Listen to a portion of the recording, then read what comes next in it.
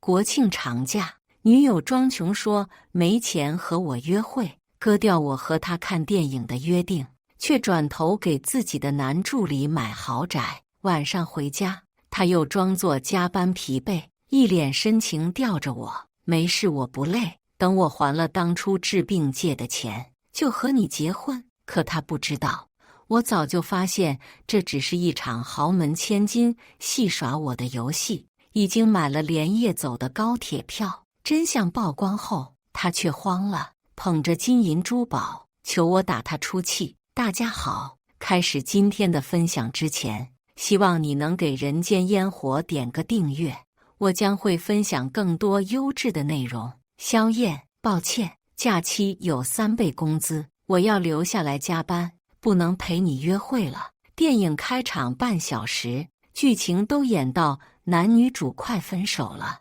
女友江婉宁才给我打来电话。这场电影我提前半个月就包场了，满座空寂，显得我形单影只。我看剧情入迷，愣了一会儿，才回道：行，你忙，没事就挂了。电话那头静默一瞬，随后传来江婉宁不敢置信的声音：你那里什么声音？你在看电影？你居然不等我，自己去看了？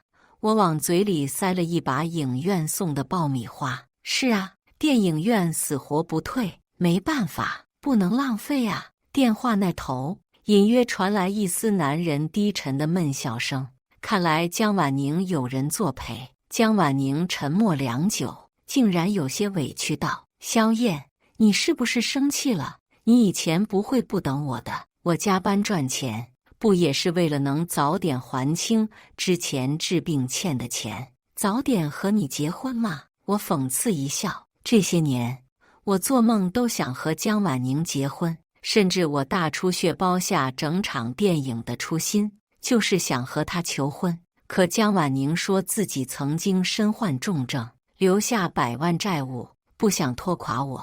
为了打消江婉宁的顾虑，我帮着她还债，这一还就是7年。如果半个月前的我听到她的保证，我能高兴地飞起来。现在我沉默良久，婉宁姐，快开车吧，咱们要看的电影快开场了。这次电话那头传来清晰又明显的属于男人的声音，这人我熟悉，江婉宁手下新来的实习生许一舟，他是江婉宁直系学弟，所以江婉宁一直很照顾他。今天我还看见江婉宁在本市最大的售楼处拿出黑卡，给许一舟买了最贵的一间大平层。我记得那房子全款700-800万了。回过神来，江婉宁不知何时挂了电话，我毫不在意，默默看完这场电影。最后的结局，男女主最终错过，走向不同的人生，就像我和江婉宁一样，走出电影院，无数情侣结伴，或是一家3口，只有我一个人显得特殊。要是以前，我兴许会觉得孤独，但现在我并不在意，因为有件更重要的事情。我拿出手机，给那家一直想挖走我的外省500强公司的 HR 打电话。你好，我考虑完了，明天就可以到公司报道。HR 惊喜万分，连忙表示今晚亲自来接我，还为我订下5星级酒店。接下来我和他详谈了一些薪资待遇问题，面带笑容挂断电话时，我才发现自己已经不知不觉地走到了家门口。我在沙发上坐了一会儿，眼神放空，半晌才缓缓起身收拾东西。狭小出租屋里，我的东西不多，一个行李箱足矣。我还特意把江婉宁的东西整理出来，都是一些她扔掉不要的手链、项链、头绳，就是这些东西让我发现了藏在江婉宁身上藏着的秘密。那时她说这些都是一些地摊货，款式过时不想要了，扔了不可惜，我却舍不得，收集起来。直到半个月前，邻居家小姑娘披发去上学，我借了她一个4叶草的头绳，回来后她的父母却上门道歉，说这么贵重的东西怎么能借给孩子？他们说自己从事奢侈品鉴定行业，不会出错。那一个头绳价值上万。后来我把这些江婉宁不要的破烂寄去鉴定平台，无一例外，全部为真。当时的我如同被一闷棍打中后脑，整个人发懵。也是从那天起，我才发现，多年来自己都活在江婉宁的谎言中。敲门声将我的思绪从回忆中拉回。我打开门，是江婉宁，她费力举起2个大塑料袋，单眼冲我俏皮地眨了眨。肖大帅哥，1天没见，想我了没？他身上的衣服被水洗到发白褪色，看起来素净淳朴。要不是我亲眼所见，怎么也不敢相信售楼处那个穿着高定礼裙、画着精致妆容的千金是他。见我面无表情，他毫不在意，随手把塑料袋放在桌上，然后上前一步，掰过我的脸，重重亲了我一口，软声道：“行了，肖大帅哥，你还在生气啊？今天我加班，不也是为了多赚点钱吗？你看，我用工资给你买了多少东西。”说着，他打开塑料袋，拿出里面的大虾、螃蟹，笑眯眯问：“都是晚上打折时候买的，很便宜的，咱们吃海鲜大餐好不好？”要是从前我看到他为了多赚一点钱而辛苦加班，却还是如此乐观开朗，会无比疼惜，紧紧抱着他许诺一定要让他过上好生活。可现在，我只觉得当初的我真是幼稚，他怎么可以做到这样面不改色欺骗我的？江婉宁一样一样将食材放在餐桌上，突然，他的眼神停在了桌角。我整理出来的那些奢侈品上面，我细细观察他的反应，他很皱眉头，直接将整个盒子都扔进垃圾桶，小声嘟囔起来：“不是和你说了吗？这些不值钱，你留着干嘛？”我手指蜷曲，想给我和他之间一个机会，于是道：“婉宁，有人和我说你手上的手链值2、3万。”他抬起手腕，看了眼精致的手链，随后不屑一笑：“哎呀，市面上很多饰品都模仿大牌，长得很像的，你别听别人瞎说。再说，我要是那么有钱，干嘛还要在国庆加班，不陪我的男朋友约会啊？”我知道他字字句句还是谎言，但现在不重要了。比起他，我现在还有另一件事要做。似乎有感应，下一刻，我的手机响动一声：“乘客您好，您乘坐的高铁还有3小时到站，请合理安排出行时间。”看着手机上那通往外省的高铁票，我眼神坚定。1周前，我就买了今晚离开的高铁票，去与留，全在江婉宁一念之间。但她选择把我抛之脑后，和别的男人买房、看电影、约会。我目光逐渐变得冰冷，察觉我神情严肃，江婉宁轻声问道：“怎么了？谁发来的消息？”我摇头：“没事。”江婉宁捧着我的脸，一脸担忧，认真道：“萧燕，你脸色好难看，生病了，还是还在为白天我爽约的事情生气？你放心，以后放假了，我一定陪你约会。”我觉得讽刺，他还真是满嘴谎言。我扯开他的手，淡漠道：“不用了。”江婉宁有些迷茫看着我，疑惑道：“萧燕，你今天到底怎么了？这么奇怪？”我直勾勾看向江婉宁，问：“你是不是有什么事情瞒着我？你今天究竟是加班了，还是……”江婉宁眼中闪过一丝慌乱，她深吸一口气，红唇刚起，突然出现的敲门声就打断了她要说的话。她忙不迭去开门，仿佛得了救星一样。随后我听到她充满惊喜的声音：“一周，你怎么来了？”只见许一周挤进屋，让原本就不大的出租屋一下子显得拥挤昏暗。他微不可见地皱了皱鼻子，眼中满是嫌弃。下一秒，他神神秘秘地从身后拿出一对烛台，对着江婉宁一脸开朗：“婉宁姐，听说晚上你们吃大餐，怎么可以没有烛光呢？”江婉宁笑道：“就你鬼点子多，快进来吧。”许一舟毫不见外，他按了按肚子，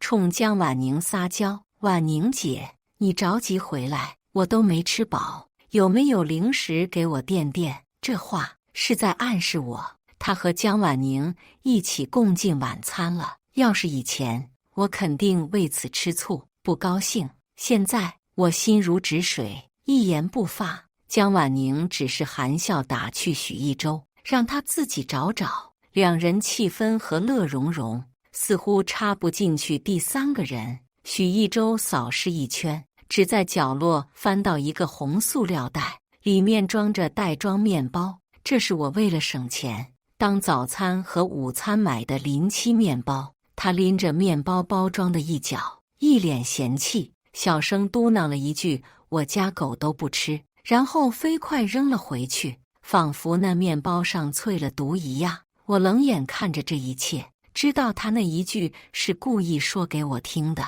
曾经的我只把这当作挑衅，现在想来，何尝不是一种暗示？暗示他并不是江婉宁口中那个勤工俭学、可怜又坚强的穷学生。江婉宁却浑然不觉气氛尴尬，一敲脑袋，笑道：“正巧我们刚要做饭，一周你也顺便吃点吧。”破天荒的，他提出自己要做饭，特意对我道：“萧燕，每次都是你做饭给我吃，这次我做给你，你就别生气了，好不好？”说完，他钻进厨房，手忙脚乱地处理食材。我知道江婉宁是怕我继续追问，给许一舟做饭，顺便哄我一下。以前只要他低声下气，小意温柔哄我两下，我就觉得他说什么都对，什么都能原谅。现在我坐在沙发上，眼神晦暗不明地看着他系上围裙的背影，而许一舟脱下自己的外套垫在沙发另一端，这才坐下来，人畜无害般笑道：“萧燕哥，你怎么住这么老破小的房子啊？真是勤俭节约，难怪婉宁姐这么喜欢你。我没有和她兜圈子，虚与委蛇的心。”我眉目冷峻，反问道：“许一舟，你什么都知道，帮着大小姐耍我一个普通人，有意思吗？”许一舟装作吃惊，瞪大眼睛，一脸天真无辜的样子。“萧燕哥，原来你已经猜到了，别太生气了。虽然婉宁姐她是豪门千金，但不是故意隐藏自己的身份的。当年她和朋友们玩真心话大冒险，不小心找上了你，又没有时间说明真相。猜后面的话我已经听不见了。”我蓦地看向背对着我洗菜的江婉宁。7年前，大学时期，我走在路上被江婉宁借钱，她手指绞着衣角，耳尖通红，一脸拘谨。也许是想到她和我一样家境不容易，我把身上所有的现金都给了她。此后在食堂或者学校超市遇见，我总会给她买些吃的。一来二去，竟然走到了一起，却没想到原来缘起只是一场真心话大冒险。7年来，江婉宁从没和我提起她的真实家境，反而编织一个又一个谎言，面不改色地欺骗我，似乎我从来没有走进她的世界，没见过真实的她，只是她消遣的玩具。我甩甩脑袋，过去的事已经不重要了。江婉宁却突然惨叫一声，捧着左手，眼眶瞬间红了。我下意识跑过去查看她的伤口，发现她的食指往外涌着血珠，水池里加了江婉宁的螃蟹还在耀武扬威伸着螯前。许一舟却直接挤开我，帮着捧起她的手，连忙吹气，一脸心疼道：“婉宁姐，你的手这么嫩，怎么可以做这种粗活呢？都破皮流血了，咱们去医院。”江婉宁欲盖弥彰似的缩回手，瞥了我一眼：“什么粗活？我从小在农村生活，皮糙肉厚，只是被萧燕宠坏了，好久没抓过螃蟹大意了。我心中下意识的慌乱尽数散去，只剩下了讽刺。他到现在还在圆谎，装穷欺骗我。见我岿然不动，江婉宁有些委屈，咬唇道：“萧燕，我受伤了，你没看到吗？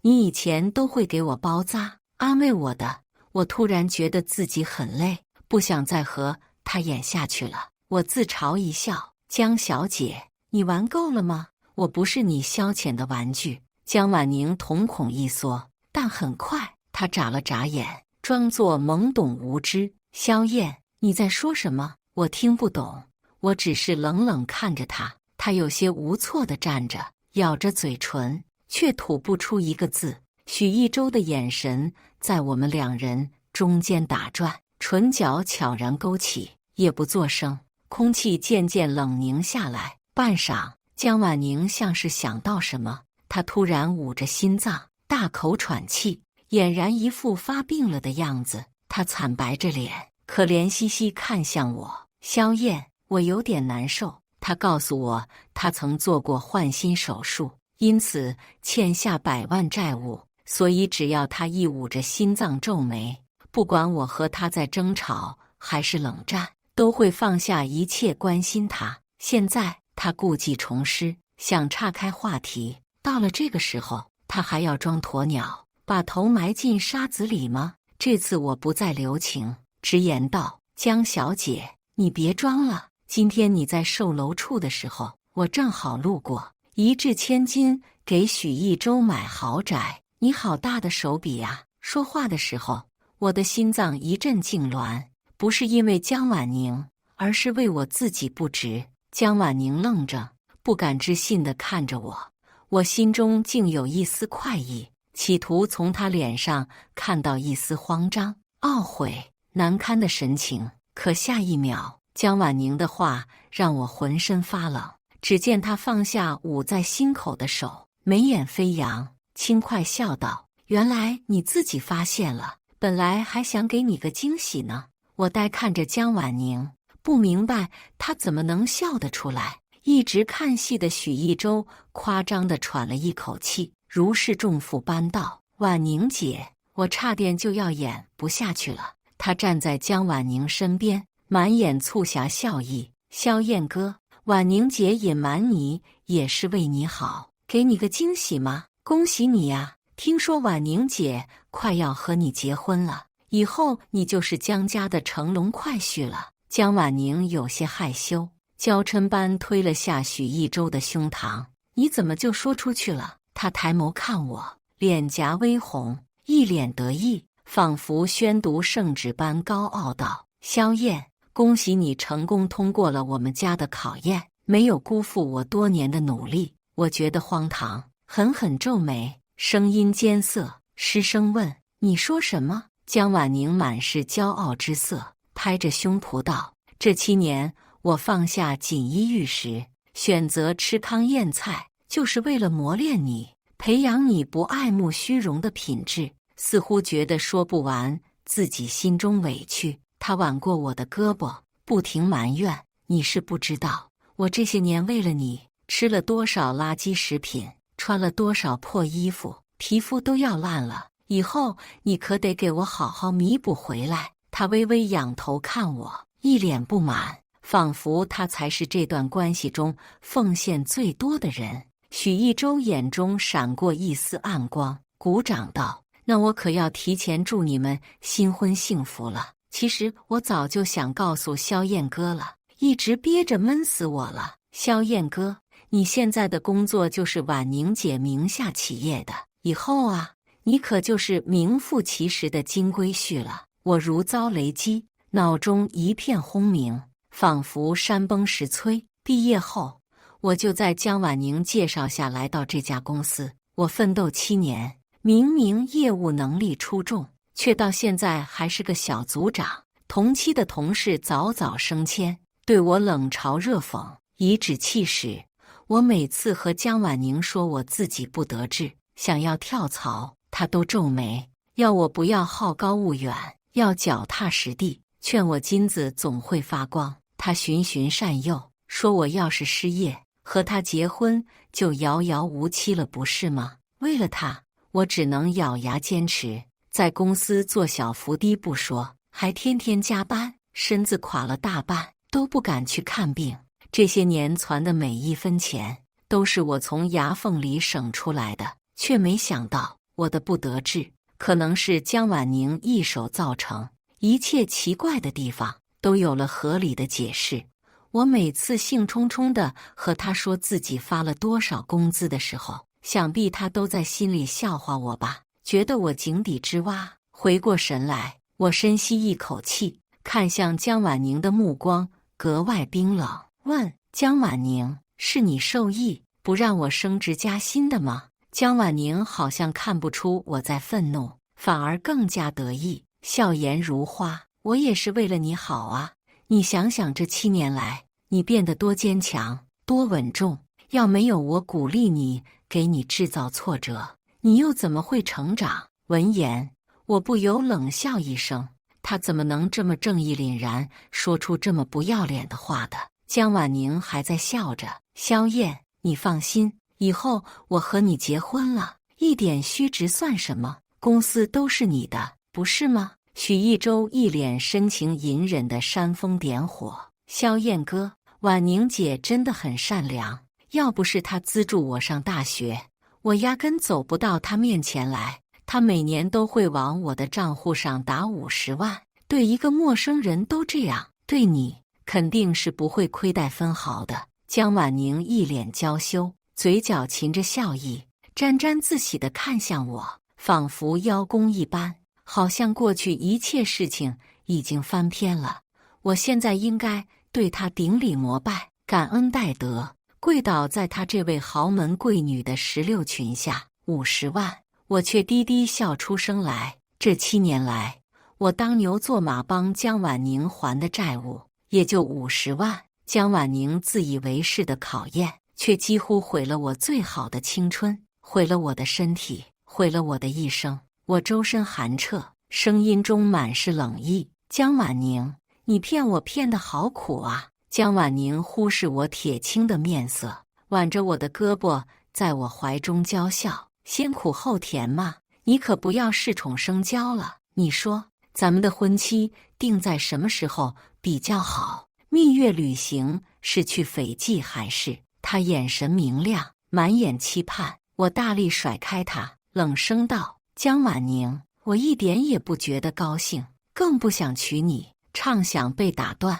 江婉宁一愣，有些不知所措。她浓密纤长的睫毛颤动几下，强颜欢笑道：萧燕，你别开玩笑了，你的梦想不就是和我结婚吗？说着，她急切翻开自己的包，指尖捻着我上次和她求婚时送她的婚戒，一脸欣喜地递到我身前。你看，这戒指我一直留着呢，这次我允许你和我跪地求婚，我可以答应你。我扯开嘴角，只觉得讽刺，他这副自以为是的嘴脸，真让我觉得恶心。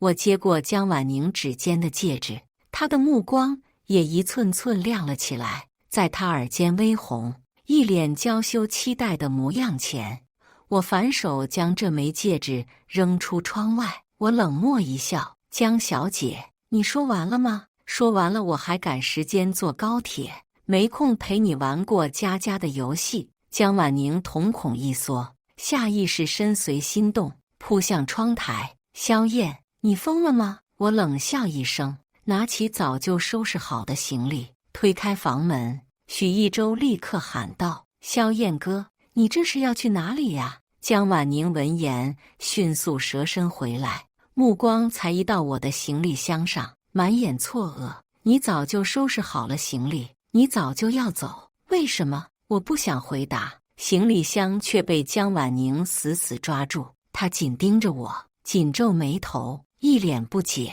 我不是都说了吗？会和你结婚的，你这是什么意思？你要去哪里？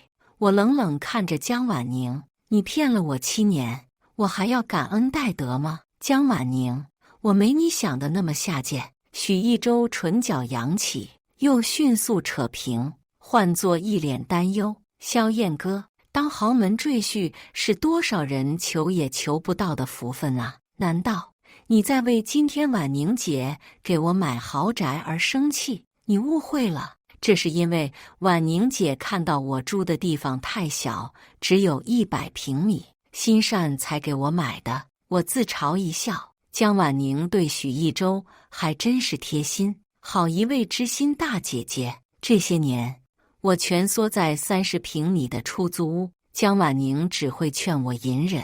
我一根根掰开江婉宁的手指，她吃痛，不敢置信看着我，吼道：“萧燕，你疯了吗？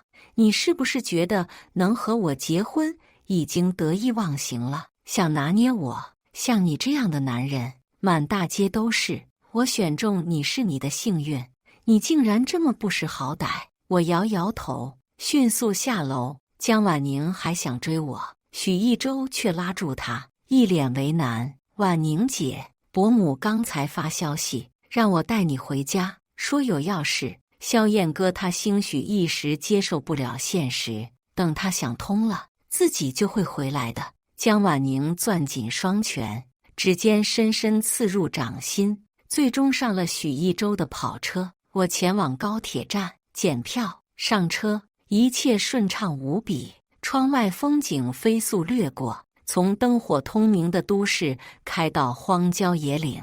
为了江婉宁，我留在这个城市7年，奋斗7年。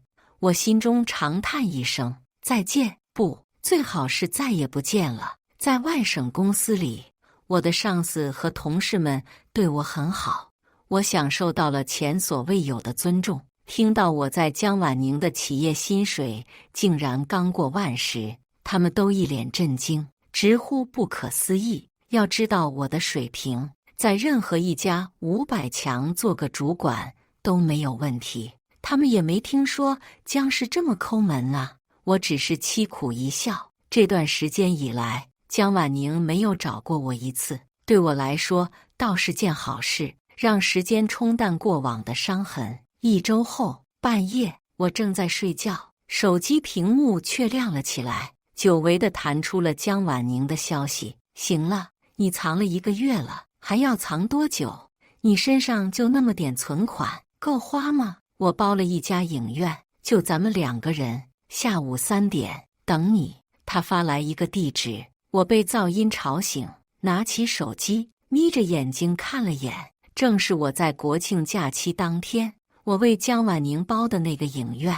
真是千金大小姐啊，财力雄厚。虽然不明白她怎么突然找我，但肯定没有好事。我思维还有点混沌，直接把她的消息屏蔽，又沉沉睡去。到了第2天下午，阳光洒在我身上，我才伸了个懒腰醒来。今天是周末，睡到几点都没关系。这段时间应该是我这7年来最放松的时候了，不用为给江婉宁还债担忧，不必被上司穿小鞋而烦躁。以前的我战战兢兢，生怕被开除，现在我觉得无事一身轻，倒是轻松自在。我起床洗漱，手机就放在一边的洗手台上，手机屏幕闪动不停，都是江婉宁发的消息。我没太在意，认真梳洗完才拿起手机查看。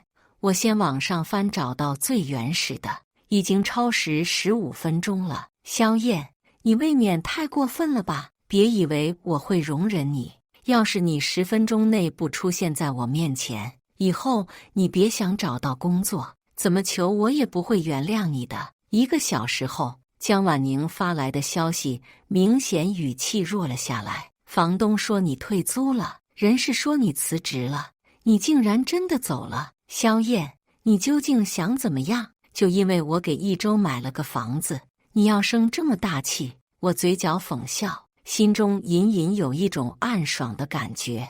以前都是我缠着江婉宁，给她发几10条消息分享生活，她要么视而不见，要么敷衍应对。原来已读不回这么爽，像是隔着屏幕看着对方因为自己发疯。我摇摇头，我怎么和江婉宁一样幼稚了？隔天工作日，到公司后，美女上司拍了拍我的肩膀：“萧燕，你来了公司以后，公司的业务直接翻倍，你功不可没。今天早点下班，我已经订好了团建的场地。”我扬唇一笑：“谢谢你，艾丽，谢谢你一直等我，给我机会。”她冲我眨了眨眼，办公室的同事们顿时坐不住了，都起哄了起来。我无奈摇头，但是这种轻松的工作氛围真的很好啊。晚上正团建的时候，江婉宁的电话打了过来，怎么气了一天，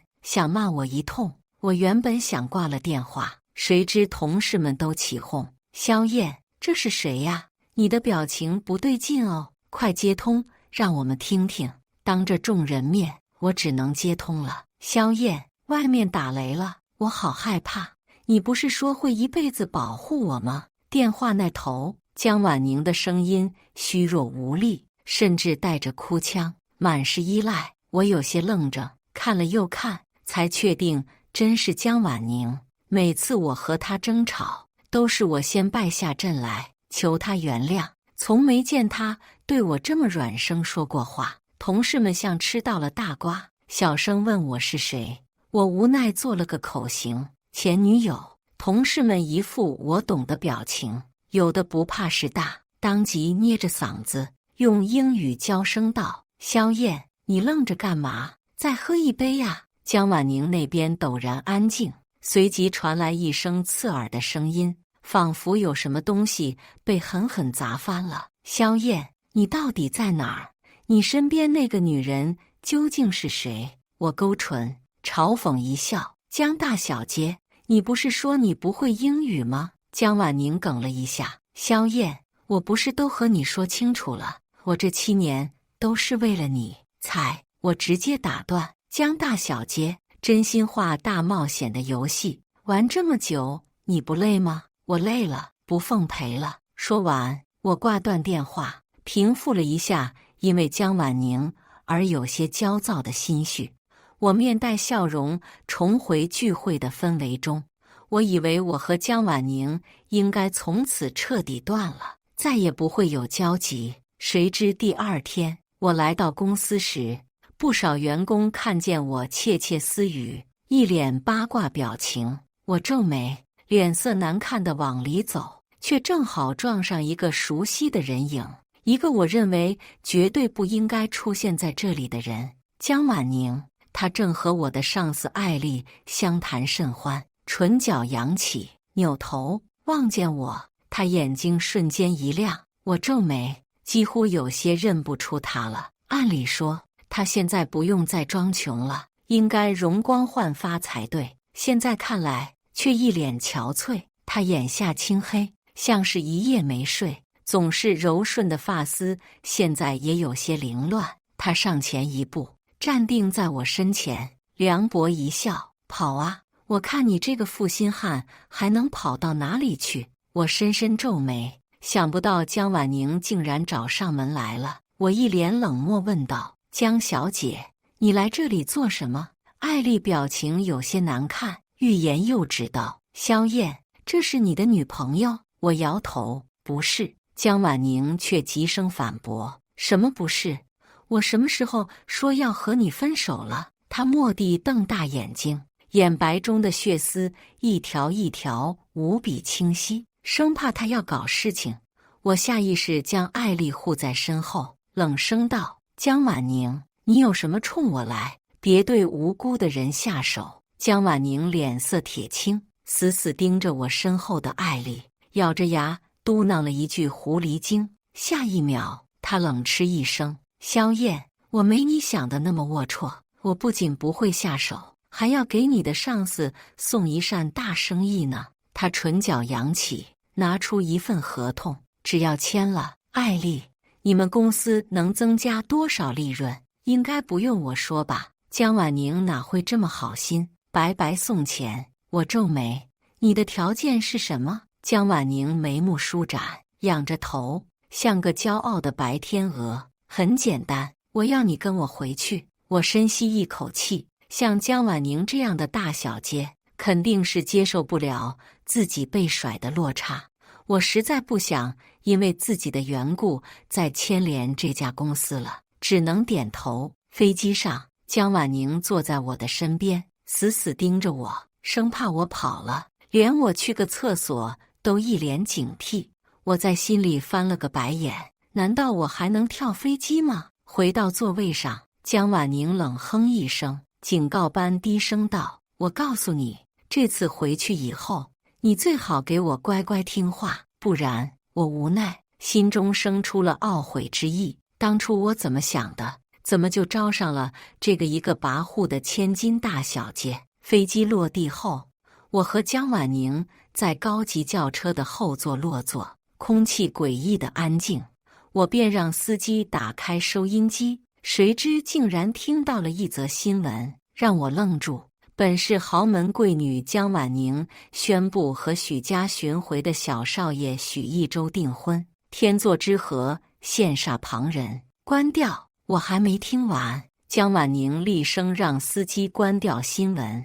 我脑中天旋地转，许一舟竟然是豪门许家的小少爷，江婉宁竟然已经和许一舟订婚了，那我算什么？他把我找回来究竟什么意思？我拿出手机搜索江婉宁和许一舟的订婚之事，发现他们订婚的时候，正是江婉宁给我发消息请我看电影那天。荒谬啊！他前脚和许一舟订完婚，后脚又吊着我吗？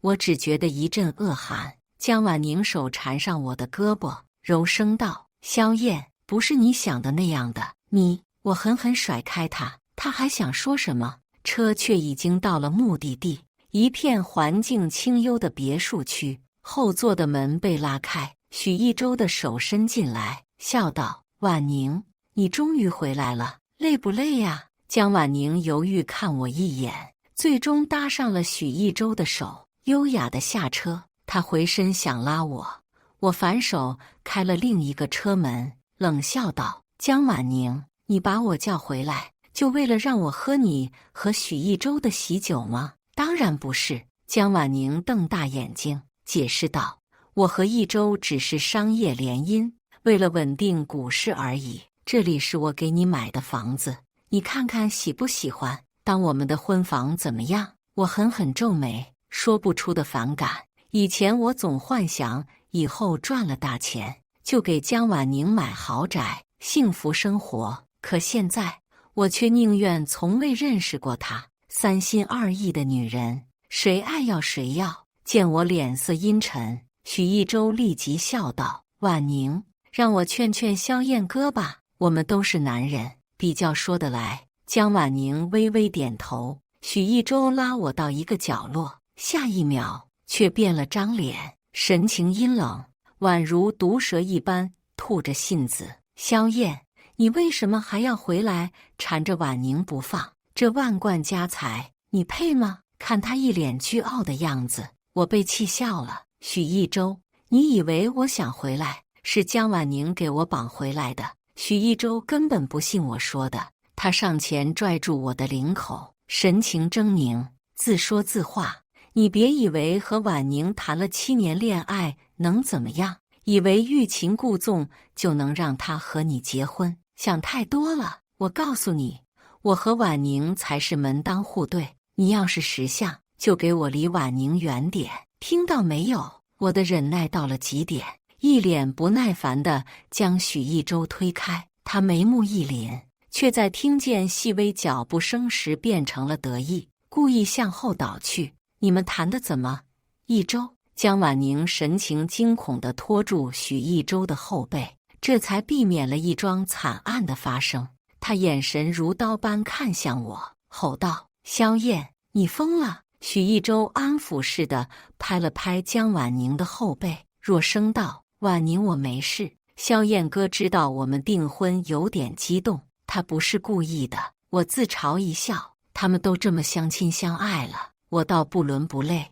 我倒真希望江婉宁彻底烦了我才好。于是一脸桀骜，挑眉不屑道：“就是我推的，又怎么样？”说完，我等着江婉宁的狂风暴雨，最好给我赶出去。江婉宁胸口剧烈起伏，目光窜出了火焰，却不知为何强压了下去，缓声道：“想不到你现在这么善妒，看来得好好教训你一下才行。”他叫来保安，将我关进别墅，闭门思过，倒像是高高拿起，低低放下。我嘴角一抽，心里想的却是我在外省得之不易的温暖。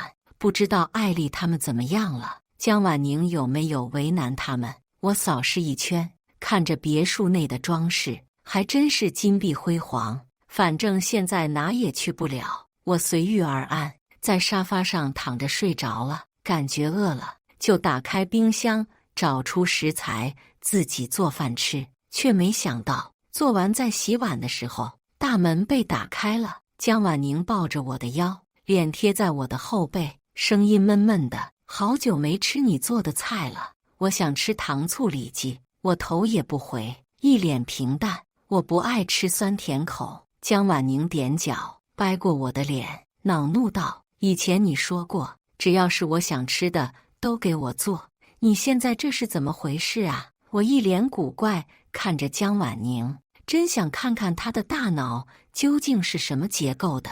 她怎么可以这么若无其事，就好像我们之前从来没有发生过争吵一样。我缓声道：“江婉宁，也许是我没说清楚，现在我郑重告诉你，我们分手吧。”江婉宁浑身一僵，松开手。她转身从玄关处拿过来一个盒子，对着我笑道：“好了，别开玩笑了，你看我给你买了什么？国庆那天你不是不开心吗？我给你买了礼物，保证比给许一周的好。”他打开盒子，露出来里面的一块精致名表，一看就价值不菲。“好了，别和我闹别扭了，戴上试试吧。”说着，他抓住我的手腕。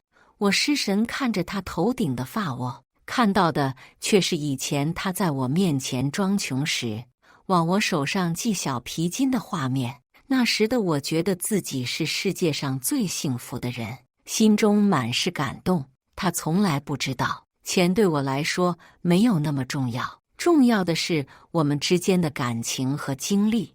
我轻轻推开江婉宁，摇头低叹道：“江婉宁，你不懂我，我也不懂你，我们真的不合适。”江婉宁蓦地抬头看我，眼里满是迷茫，急切道：“怎么就不合适了呢？”她眼珠转了转，像是想到了什么：“你还在计较许一周是不是？我和他真的清清白白，只把他当作弟弟。至于我资助他，平时对他比较照顾，也只是我妈吩咐的。我和他只是假结婚，不扯证。你要愿意的话，我现在就可以和你扯证。”我皱眉，想告诉他我压根不是这个意思，他却不听，甚至找了个婚礼策划，要一个小而美的婚礼现场。他眼中满是兴奋，笑道：“萧燕，我们先举办婚礼，然后去领证。你放心，等过段时间公司稳定了，我就发和许一周离婚的通告。得了，他又安排好一切了。说实话，我很想跑，可是那些保镖给我盯得死死的，寸步不离。我只能勉强一笑，等着随机应变。却没想到，在婚礼前一天，我在试新郎装的时候被人打晕了。再次醒来，已经被关进了一个仓库，周围全是人看守我。我很皱眉头，我这是倒了8辈子的霉了吗？保镖掏兜，好像要拿出什么。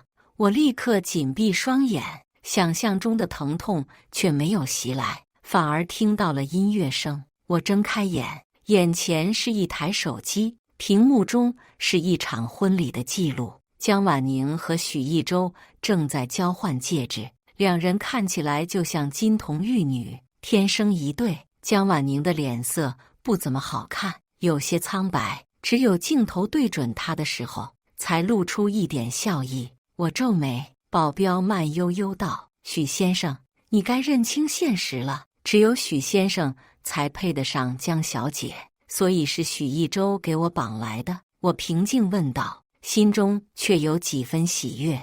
我正想着摆脱和江婉宁的婚礼呢，正是瞌睡了，就有人送枕头。保安点点头，满眼同情。只要你发誓以后不会纠缠江小姐，许先生将给你500万，今天就给你送上去国外的飞机。还有这等好事，钱不重要，重要的是自由。我蓦地瞪大眼睛，飞快道：我发誓，我不光不会纠缠他，我永远都不会回来。我一点都不喜欢他。吱呀一声，门被推开，许一舟搂着穿着一袭婚纱的江婉宁，故作感叹：婉宁，想不到在萧燕心里，区区500万都比你重要。你别难过，至少我的测试是有用的。萧燕她根本配不上你。江婉宁神情复杂，咬唇看着我，眼中溢出些许委屈。萧燕，你怎么能这么对我？我挑眉笑道：江婉宁，我真的不爱你了。你好歹是天之娇女，何必纠缠着我不放呢？我和你就是2个世界的人。从此你走你的阳关道，我过我的独木桥。许一舟眉目含笑，让人给我松绑，而江婉宁嘴唇颤抖，像是被掩住了似的。